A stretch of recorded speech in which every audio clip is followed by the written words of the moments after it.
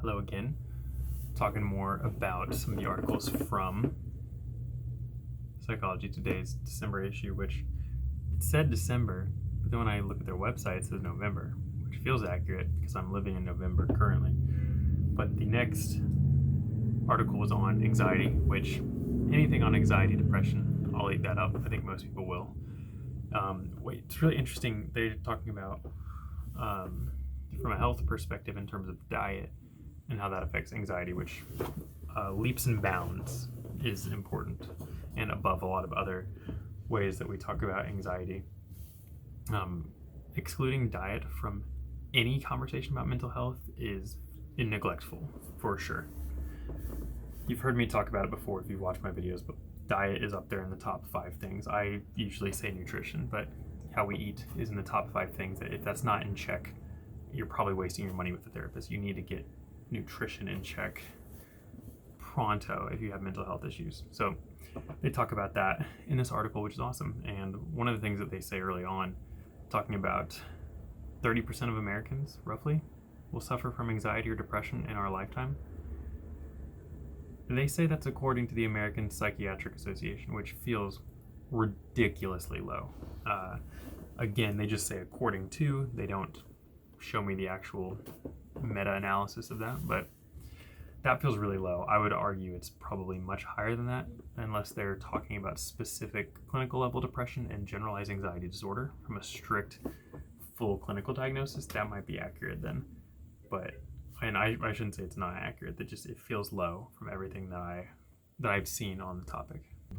It goes on to talk about the effect that our immune system has on our mental health, and this article says surprisingly. I don't know if that's just to make it more magazine fun, but this is not new information. This is very known. But to be fair, I feel like a lot of the stuff that I talk about is well known but doesn't get talked about in the general circles, and definitely not in a lot of mainstream talk. But we know absolutely that your immune system affects your mental health and your gut health affects your mental health, and how you eat and what you put in your body affects your mental health. This is nowhere near new, and even prior to modern day science and research, people have known this. So it's good to see it here, but it's definitely not new information. It does mention that our immune system will get us to try and do certain behaviors. So anxiety, when it spikes our anxiety, it's to try to get us to become agitated, and this essentially like a defense mechanism, and then it'll get us depressed to try and make us go to bed and to rest, which that's actually the first I've heard about that, which is interesting, and I would love to read more into that over time and see more of the research on our body essentially creating emotions based on nothing to try and get us to do physical behaviors because it thinks we need certain things. I don't know if my audio just cut out or not, but there you go. I start to hit my limit for nutrition specialty here, despite espousing the importance of it, but they go into a lot about the standard American diet. I shouldn't say a lot, 2 paragraphs about it, and just how bad it is for us, which is very true by pretty much every metric I've seen. There's really nothing that we do that's particularly healthy with our standard diet and the way that most people eat. So an adjustment to that. They talk about having a leaky gut, which I couldn't tell you anything about other than what they tell me. So all these things of how what we eat affects our bloodstream, and the blood flows into your brain as well as the rest of your body. So yeah, what's in your blood affects your brain. This is why drugs work, because it affects your brain. This is why drinking works, it affects your brain. And I don't know if work is the right word, but it affects you, and those are, I think, easier examples. And our food has effects on our bloodstream as well, so it's going to affect our mind as well. I hope that connection throughout makes sense. We talk diet. It goes into sleep next, which I love, but it just doesn't spend a lot of time on it. It talks about specifically the importance of your gut biome being synchronized to your sleep cycle and making sure all of that is connected. And it doesn't really explain how to go about doing that, but I've heard that before. I haven't studied it enough of aligning different parts of your body's cycles together, but there are definitely people who thrive more as night owls or as early birds, and just where they lie in the time of day that they sleep. So diet, sleep, exercise would be the third one, the next one there. And again, this is all focusing on they're making a hard case for gut biome. So even though I would say diet is good, sleep is good, exercise is good, they're saying those things, but they're tying it all into our gut microbiome. And a lot of that is not what I study, but I think it's important to talk about because we need to be aware of what we're eating. If you're having if you're having anxiety and depression, that is something that should be on the table with your provider, plural rather, your providers, mental health doctors that you go to, like making sure that you are addressing your diet, and that's your job to do. Bring it up. We should be asking. I think more therapists like myself should be asking about that. I try to do that, but it is important to do. And so they talk about exercise more in here very briefly, and they're talking a little bit more about butyrate, which I don't know enough about that biochemical and how that affects you, but at the end of the day, it is it's a big deal. Not necessarily that thing that I don't know about, but exercise and how that'll affect your mental health and how your body processes food and handles all of that. So and we know that exercise works better than a lot of medications. And I'm going to say that again. Anxiety, or I'm not going to say it again, my gosh. Exercise. Anxiety doesn't work better than medications. Gosh. Exercise works better than medications. Exercise works better than medications a lot of the time. Preface.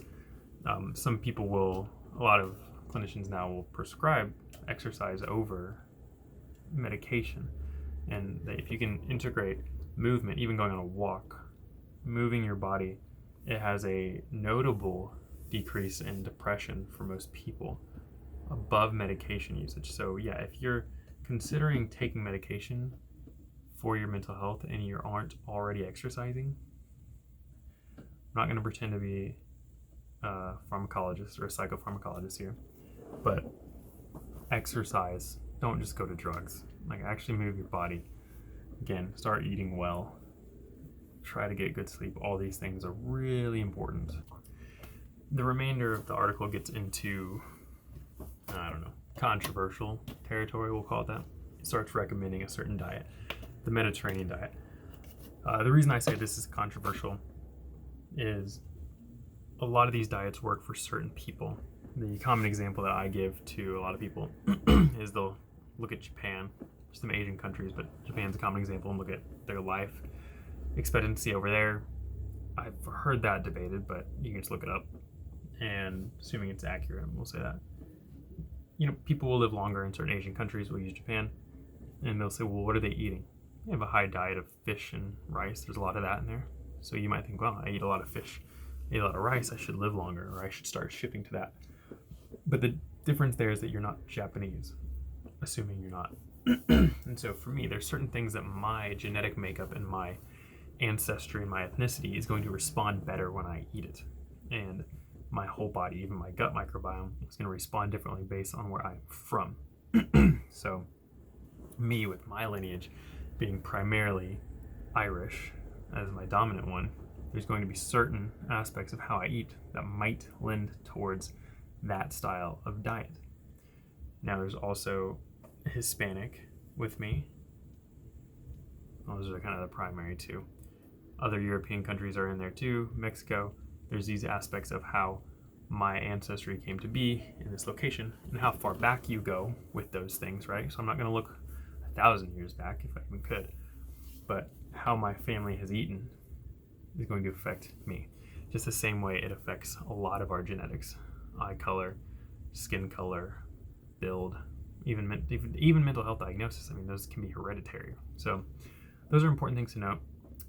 With the Mediterranean diet, I don't have any issue with people doing a Mediterranean diet or not. What is often the case when people shift these diets and they say, oh, well, Mediterranean works for me, or keto works for me, Whole30 works for me, carnivore diet works for me. They say a thing that works for them. Usually what those two things have in common, almost all the time when people start these diets, there's two things that they specifically have in common. One is they start paying attention to what they eat. They're actually paying attention and tracking to some degree. They might not be tracking specific calories or certain things, but they're looking at ingredients. It needs to fit a certain thing. The second thing is that they're cutting out a ton of refined sugars and processed foods. And those two things alone we know are helpful. If you pay attention to what you eat and use wisdom, and you cut out certain foods, you will be healthier.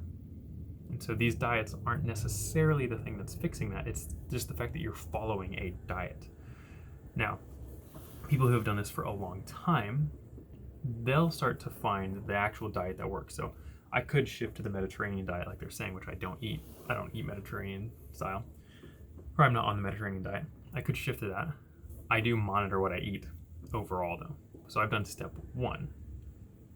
I could shift one of those to cut out other certain things and just see how I react, and then start doing some trial and error. There are different studies on which ones work. I'm not going to get all into the nitty gritty. That is for the nutritionists to do, but they did a report here specifically for, was teens? They talked a lot about teens, but this one just says, when depressed subjects were switched to a diet high in fiber, their risk of depression fell by 30%. I am not well-versed or trained enough to talk about fiber, but again, diet shift, talk with nutritionists, talk with medical providers. These are important. If you're eating poorly, and you know, I don't have to tell you, you don't have to go to a doctor to know if you're eating poorly. They're helpful for the fine-tuning. If you're going to fast food every day, no one needs to tell you that you shouldn't be doing that. That is not good for you. Stop doing that. If you're eating ice cream every single night, it's probably not good for you. You probably shouldn't be doing that. Are there different types of fast food qualities and ice cream qualities? Yes. Eat healthy though. You know. And even if you don't know perfectly, you usually know what things you could probably cut out and add. Most of us would be like, yeah, I should drink a little bit more water. I should drink a little bit less alcohol. Like, we kind of know. So start with that, and then start maybe focusing on diets and things like that. So, yeah, interesting article. I love stuff like this that connects our field with other fields, because it's so true. Mental health is not just your brain and your mind. It is so much else in this. This mostly focused on diet, but it's so true. The 5 things I tell everyone: nutrition, sleep, exercise, quality relationships, and spirituality. Those 5 things have to be in check for your mental health to be in a position to be at its peak. Can you be happy when those things aren't in check? Yes. You're going to have better outcomes when all 5 of those things are in proper accordance with where they need to be for you. So they talk about 3 of them here. I love it. I love seeing that stuff. It needs to be talked about more, and it's cool that it's in a mainstream psychology magazine. So yeah, just wanted to talk about that one, and I got more coming down the pipeline. So we'll see you soon.